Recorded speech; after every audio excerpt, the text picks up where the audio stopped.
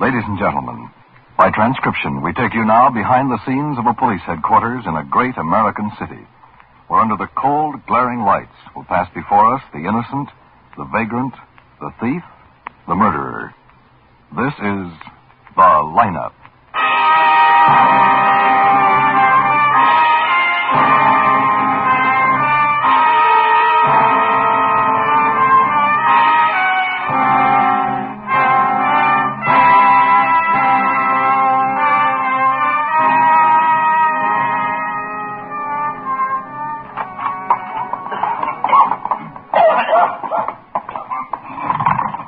I was getting into all this. I thought all I had to do was to tell you what I saw in Whitegate Park last night. That is all you have to do, Sidney. Here, sit down. It'll only take a few minutes. We want to see if you can identify the man in the park who walked past the bench where you and your girl were, that's all. We picked up someone who fits the description you gave us. Oh, yeah, sure. Well, like I said, Lieutenant, Gloria, my girl that is, was repairing her lipstick when this guy sauntered by. Boy, imagine me putting a finger on a murder. Now, hold it, Sidney. May I have Just your look and attention, listen, please? huh? You people out there on the other side of the wire in the audience room, may I have your attention, please? Thank you. My name is Greb, Sergeant Matt Greb. I'll explain the lineup to you. Each of the suspects you will see will be numbered. I'll call off a number, their name and charge. If you have any questions or identification, please remember the number assigned to the prisoner as I call his name. If you're sure or not too sure of the suspect, have him held. The officers who took your name will assist you. They're seated among you. Oh, wait till I tell the guys in Please the be block about prompt. this, huh, Lieutenant? Your identification. When the prisoners leave here, they are sent to the bathroom and dressed back into their jail clothes. It makes it quite difficult to bring them back after they leave here. The questions I ask these suspects are merely to get a natural tone of voice, so do not pay too much attention to their answers as they often lie. Bring on the line. All right, boys, all right, let's move. This way, over to the end of the stage. That's it. Now turn and face the front. Hands to your sides, look straight ahead. Number 1, Charles Heltzer, assault. Why were you fighting, Charles? The self-defense, he said he wished I was dead. Talk up, Charles. It was self-defense, he said he wished I was dead. Witnesses say you started it, Charles. Bang! Witnesses are cockeyed liars. His buddy. Number 2, Maurice Calder, drunken disorderly on private property. Where do you live, Maurice? It all depends on the weather. Why did you start a disturbance in the theater lobby? I was drunk, I guess. Anyhow, when I got inside, I found out I'd already seen the picture and they wouldn't give me my 40 cents back. Number 3, Jimmy Vetter, vagrancy. How long have you been in town, Vetter? 61 years, Sergeant. I don't know if I was born here. There, Lieutenant. That one. You, like I told got a you, job? bald and with a nose as flat as a pancake. Sergeant Greb. Yes, Lieutenant. Number 3, hold for interrogation.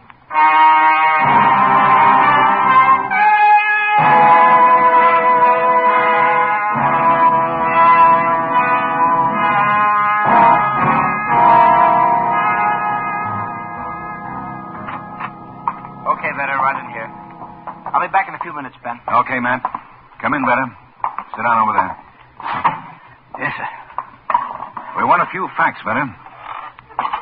Early this morning, an unidentified woman of about 60 was found choked to death in the park. A nice-looking unidentified woman of about 60, Vetter. Nice-looking until she was strangled. So the coroner says she was murdered sometime between 9 and 11 last night. I don't get it, Lieutenant. This morning I'm picked up in an alley sleeping off a snoot food. Now this, where's the connection? A kid who was necking in the park last night, not 50 feet away from the dead woman. That's the connection, Vetter. A kid who read about the killing in this morning's paper and came in and gave us a description of the man he saw in the park at a little after 11. I still don't get it. Well, then try this. The description the kid gave us was a bald man with a nose flat as a pancake who keeps sniffing all the time.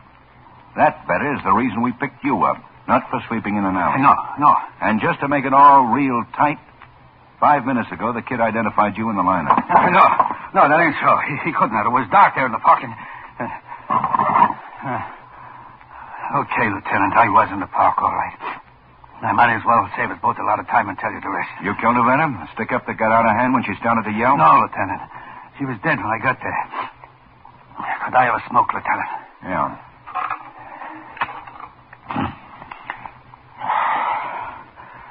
I was walking through the park, Lieutenant, looking for a good spot to flop for the night when I saw something shiny off in the bushes away. This here house key. When I bent down to pick it up, I saw the body. She was dead like a doornail. And there was no one around? You sure of that? Positive. I looked good. Anyhow, I was flat broke, so I went for her pocket. She didn't have no pocketbook. Just $1.50 in change in her coat.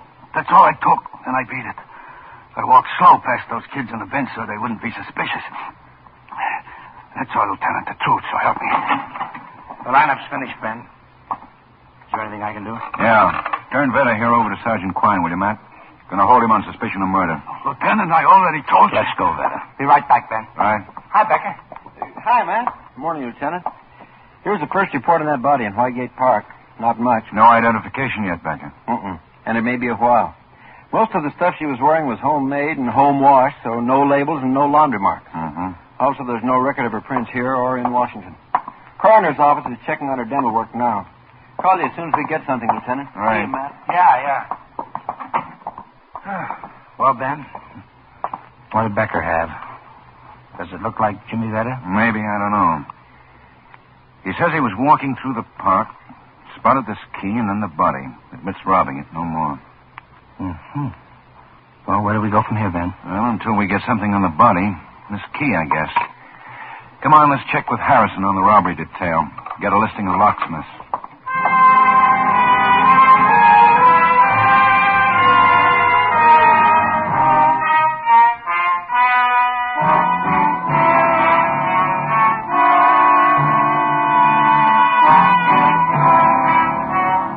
Lieutenant, you may be lucky at this key. Now, how's that, Harrison? One thing, the number punched on it, but the locksmith had turned it out. This G104 here is a local serial number. I'll get the name and address out of the file in a minute. But better than that, the key itself is for a Brasso Dunlap lock. They're pretty rare in this part of the country, so the locksmith may remember who he made it for. Of course, on a Yale or Master padlock wouldn't stand a chance. Well, don't locksmiths have to keep a record on each key they turn out, Harrison? No, Sergeant. Only keep a record when they make a key for a specific lock, not when they make a key for key. Now, let's see who G104 is. V, S, G, 80, 95, 1, 103, 104. Here we are. Wallerman Key Shop, 3920 South Clement Avenue.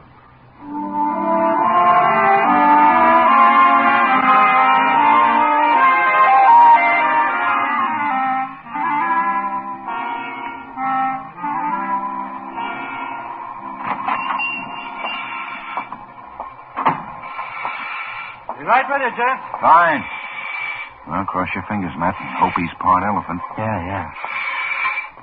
Okay. Now, gents, what can I do for you? We're from the police department, Mr. Wallerman. I'm Lieutenant Guthrie. This is Sergeant Greb. We'd like to ask you about a key. Oh, key I made? Yeah. This key, Mr. Wallerman. Do you happen to know who you made it for? Brasso Dunlap, huh? Don't often make one of these, once, twice a year. It's good luck, all right. But it's unusual. Well, what is it, Mr. Wallerman? You remember something? Yeah. Bad temper. Sure. About 2 months ago, officer. A guy with nice clothes and a nice way of talking until he got sore. Yeah, I remember now. Said I took too long. I was a blundering idiot, that's it. You know this man's name? His address? No, I don't. But he does live in the neighborhood. How do you know that? Because I've seen him a couple of 3 times at Tommy Lowe's place. Tommy runs a Chinese hand laundry over the next block. This bird must be a customer of his. What does this man look like? Oh, he's kind of tall, thin face, sharp nose, but don't worry. Tommy Lowe will know him, officer. Just mention his temper. Oh,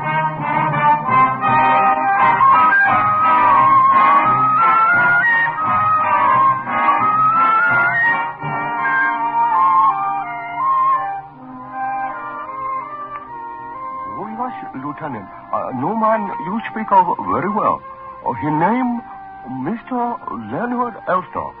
He live 105 Duane Boulevard.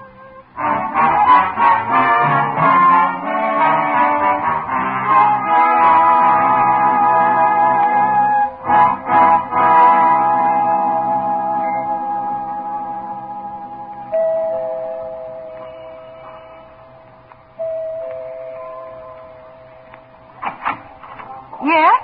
Mrs. Elster? Elsner? That's right. We're from the police department, Mrs. Elsner. I'm Lieutenant Guthrie. This is Sergeant Greb. Well, how do you do? Mrs. Elsner. Mrs. Elsner, is your husband at home? We'd like to talk to him. Yes, he's inside listening to the radio. Just a moment and I'll call him. Excuse me. Sure. Oh, Leonard! Leonard! See if that key fits, will you, ma'am? Yeah, it works all right, Ben. Uh-huh. Here's Elsner. Miss Elsner, I'm Lieutenant Guthrie. This is Sergeant Greb. We'd like a few words with you, please. Very well. Living room is this way, gentlemen. Thank you. Oh, Miss Elsner, if you don't mind, we'd like to talk to your husband alone. Of course. All right, dear. Sit down, gentlemen. Frankly, I'm curious to know what this is about. Do you mind telling me? Well, it's about a woman, Mr. Elsner. An elderly, unidentified woman who was found choked to death in the park last night. What? Woman choked to death? I don't understand. You want to talk to me about that? That's right. Tell me, Mr. Elsner, did you read about this in the newspapers? No, I haven't seen the paper today. Do you mind telling us what you did last night? I stayed home. All evening, Mr. Elsner? Yes, all evening. Now, what is this all about? Mr. Elsner, do you recognize this key? Of course. My house key. One just like it. Do you have your house key with you now, Mr. Elsner? I do. Together with all my keys. Here. How many house keys are there? For everyone who lives here, I mean. 3, 4, 5, maybe. I don't know. They're all around. Does the maid have one? She does. At least she let herself in with one a few minutes before you arrived. And your wife, Mr. Elsner, she has a key, of course. Of course. Now, look here, enough of this. Why all these stupid questions about house keys? What, if anything, do they have to do with the woman who was strangled in Whitegate Park last night? Well? Well, this key was found near the body, Mr. Elsner, and there were signs of a struggle. Which could mean that whoever killed the woman dropped this key. Your key. But I have my house key. I just showed it to you. There. And I'm sure my wife does, too. And what about extra keys? Are they around? I couldn't say. House keys are famous for getting lost, Lieutenant. Did you ever lose one? Since you've been in this house? Yes. About 2 or 3 months ago. Where'd you lose it? Here, at home, in the street? I don't know. It wouldn't be lost if I did. Leonard, darling, your temper, please. Control yourself, please. No, I'm sorry. Excuse me. I'll be glad to answer your questions. Carol, you'd better leave it there. Oh, that won't be necessary, Mr. Elsner. Now, about last night. You say you were here? Yes. Carol here went to bazaar. What was it again, dear? The Woman's Auxiliary of the North Point Country Club. I'm chairman. We're raising money to build a new clubhouse next spring. I see. Mr. Elsner, did you have any callers last night? Any visitors of any kind? Yes, I did. Can you remember them specifically? I think so. There was the newsboy who was making his weekly collection, about 9, I'd say. For what paper, Mr. Elsner? The Evening Star. And anyone after that, Mr. Elsner? 2 people. Along about 10, a delivery boy from the liquor store at King's. He brought 2 bottles of scotch. At 10:30, a friend of my wife's dropped in looking for her, Ruth Millard. She lives at the Park, Netherlands. He stayed about 20 minutes. We watched a television show together, a quiz show called Number Please. A Brooklyn housewife won the jackpot. Some question about Steinmetz. Leonard? And gentlemen, at 11, I had a long-distance person-to-person call from a Mr. Saul Meadow, toy jobber in Des Moines, Iowa. I manufacture toys. Now, is there anything else? No, sir. Not right now, anyway. We'll be in touch. Good night, Mrs. Elsner. Good night. Good night, Sergeant. Good night, ma'am. Good night, Mr. Elsner. Good night.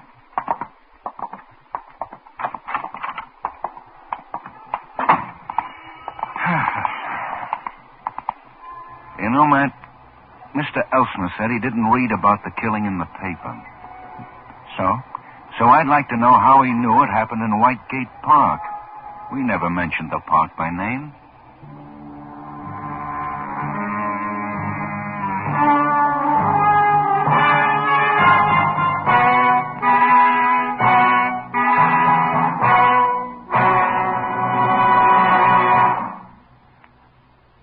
Next Sunday, CBS brings you an exciting, timely appraisal of the world situation and some of the answers when 10 top CBS correspondents are heard in a special broadcast entitled The Challenge of the 50s, Years of Crises. For the past month, these famous CBS reporters have been interviewing world leaders. On next Sunday's broadcast, you'll hear on special recordings what these leaders predict. Edward R. Murrow will be the moderator. Don't miss this unusual, significant broadcast, The Challenge of the 50s, next Sunday afternoon on most of these same CBS stations.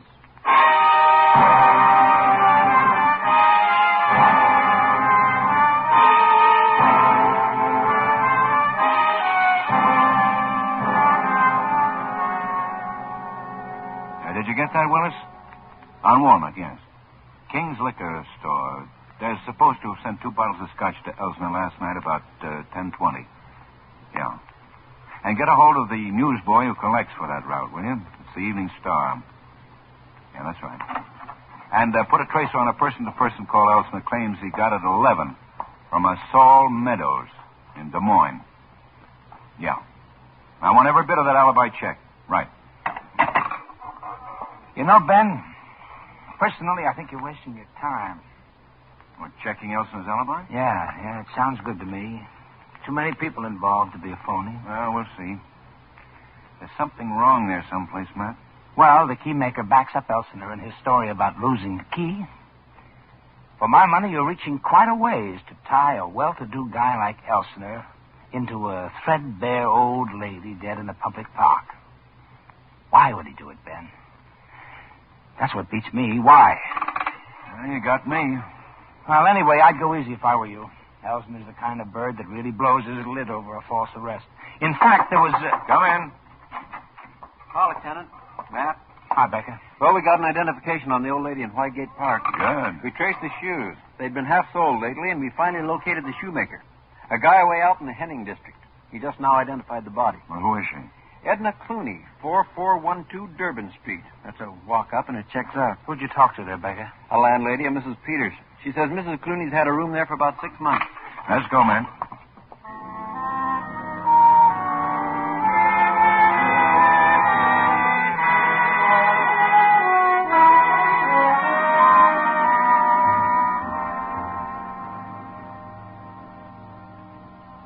I just can't believe it. She was such a sweet little old thing. Why, it's terrible, that's what it is. Down this way, gentlemen. Thank you.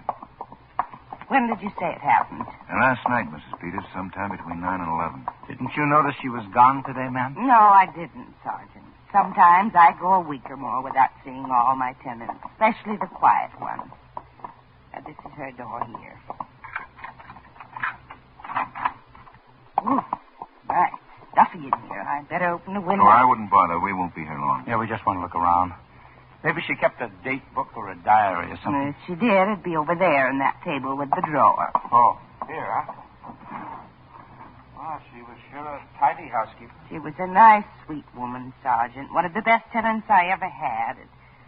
Oh, it's just terrible. I can't imagine. Now, this picture, Mrs. Peters, who is it, do you know? Why, yes, that's her.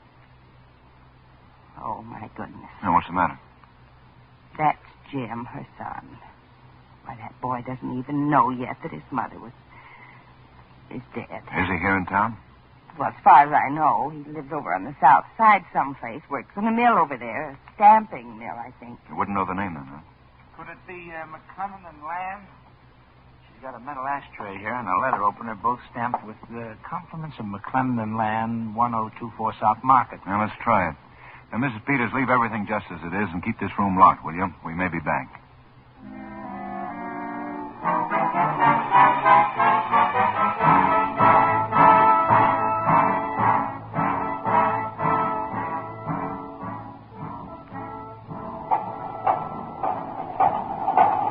This must be him, Ben. You the fellow who wanted to see me? I'm Jim Clooney. Yeah. Let's go inside here, Jim. Out of this noise where we can talk. Go ahead, Jim. I'm Lieutenant Ben Guthrie. This is Sergeant Greb. I'm from the police department, Jim. Police? What do you want with me? No, wait. I'm afraid we've got some bad news for you. It's your mother. Mom? What's happened to her? She hurt? It's worse than that, fella. She's dead, Jim. Dead? It happened last Sunday night. Her body was found in Whitegate Park. Park? But how? She was murdered, Jim. Mom? Murder? Who did it? We don't know. But maybe you can help us. Just answer some questions. Sure. Go ahead. I'm okay. What do you want to know? When did you see your mother last, Jim? Yesterday afternoon. About 1 o'clock, I guess. Buddy drove me out to her place. Lieutenant, I don't get this. Mom never went out at night. Oh, maybe once or twice to a movie, but the park, she never went in there. When you were with her, did she seem upset about anything? No, not a bit. We just sat around and talked like always. And what did you talk about? Anything special? No, the same old things. My job, draft, my gas station. You've got a gas station, Jim? Oh, it's not really mine. It's one I'd like to have. It's out on Grand. The guy's going to sell out and retire. He used to talk about me buying it and going into business for myself. I'll never have that kind of money. Yesterday, Mom was kidding around that she was going to borrow the down payment for me. She ran into a wealthy old friend, she said. Now, who was that, Jim? Oh, some guy she knew 25 years ago. He worked for the same company up in Evanston for a while after my dad died. Uh-huh. She hadn't seen this guy since then, but, well, she ran into him on the street last week and recognized him. She got a big kick out of it. Did she mention his name? Yeah, it was Melvin something. Melvin Berry it was. You know where we can get in touch with him? No. Why do you want him? Well, maybe your mother wasn't kidding about borrowing the money, I mean. Mothers are funny where their kids are concerned, you know. Well, by the way, did you ever hear of a Leonard Elsner? Lives up on Duane Boulevard? Leonard Elsner? No. Wait a minute. That's funny. What's funny, Jim? That you mentioned that Duane Boulevard. Why? What about it? Why, Mom used to go up there quite a bit. She used to take a bus to the library up there. And what, Jim? I think she said that that's where she was, coming out of the library when she ran into this Melvin Berry.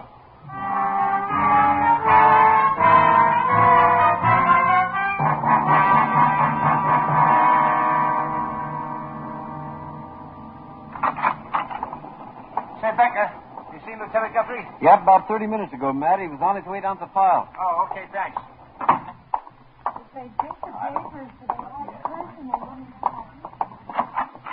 Ben?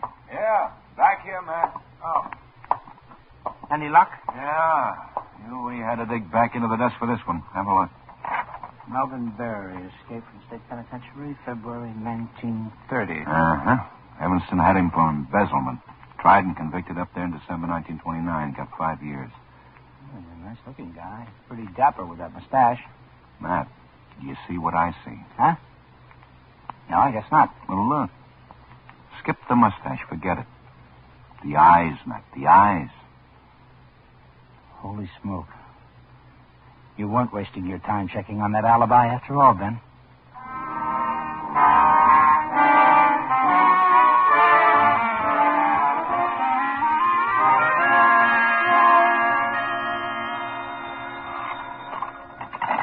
Lieutenant Guthrie. Good. Put him on. Yeah, go ahead, Willis. What? The checks? All of it? You sure? Okay, Willis, that's all. Don't tell me. Yeah, Elson's alibi is airtight. That's almost impossible. But it's a fact. Let's go, Matt. Go where? To the Elston residence, 105 Duane Boulevard. But you just said I know what I said. Let's go.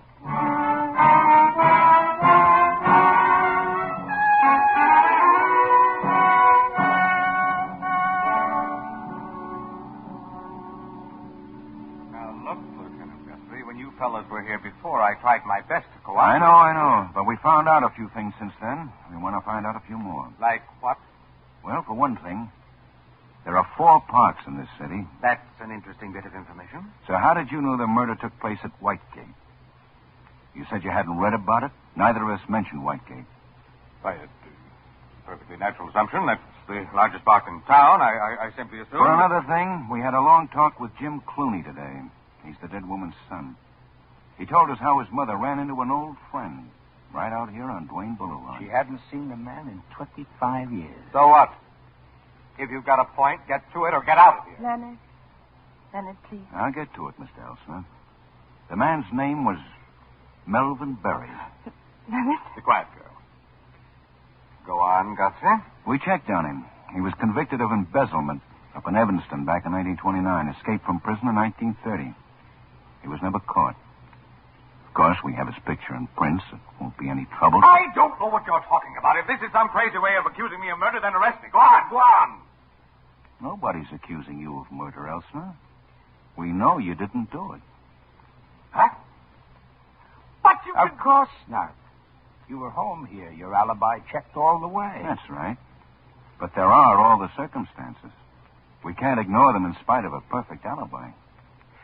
You know, Mrs. Elson, a life like that Melvin Berry lives must be pretty miserable. Constantly afraid that the next time he turns around, somebody will recognize him. Always under a shadow of fear. No matter how successful he is, there's always the dread that sometime, someplace, someone will know him. Don't you think so, Mrs. Elson? Must be even worse for a woman who loves a guy like that. Wouldn't you say, Mrs. Elsa? She could never escape it, could she? The more she stood to lose, like wealth and social position, the worse it got until finally... Finally, Edna Clooney was murdered. Edna Clooney ran up against a person like that just because she recognized an old friend who had a secret. She didn't know about the secret, but she did want to borrow money. And that's all it took, wasn't it? The killer could only figure one way. Blackmail. Everything was ruined. Suddenly, all the fears and all the suspicions that had been piling up for years broke loose, didn't they? Didn't they? Yes. Hell, don't. Yes. Yes, Lieutenant. I can't take any more. I had to do it. I had to kill her. I knew it from the instant Leonard told me she'd recognized him as Melvin Berry. No other way out, no other way. I left the bazaar, arranged to meet her in the park. When she said she wanted money, I grabbed her, choked her. Leonard didn't know anything about it until you came in with my keys. Okay. Give her some help, Elsa, until she gets hold of herself. Then we'll all go downtown and put it on paper.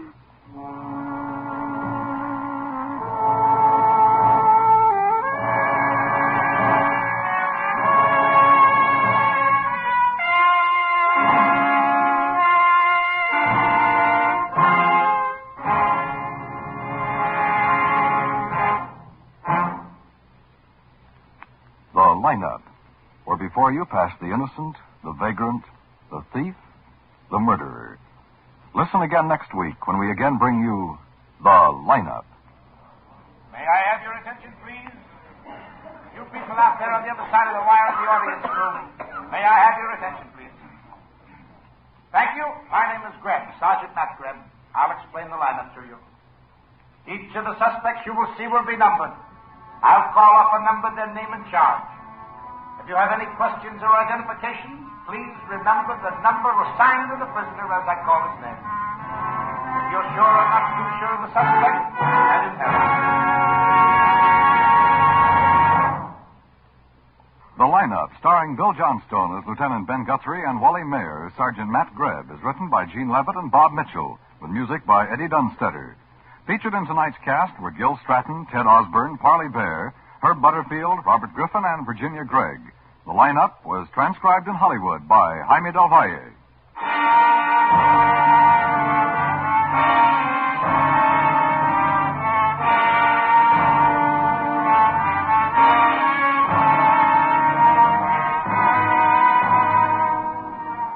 The big postseason football game of the year, the Rose Bowl contest between Michigan and California, will be broadcast next Monday, New Year's Day, over most of these same CBS stations. For action, color, excitement, be sure you're on hand for this great sports event, the Rose Bowl game between Michigan and California.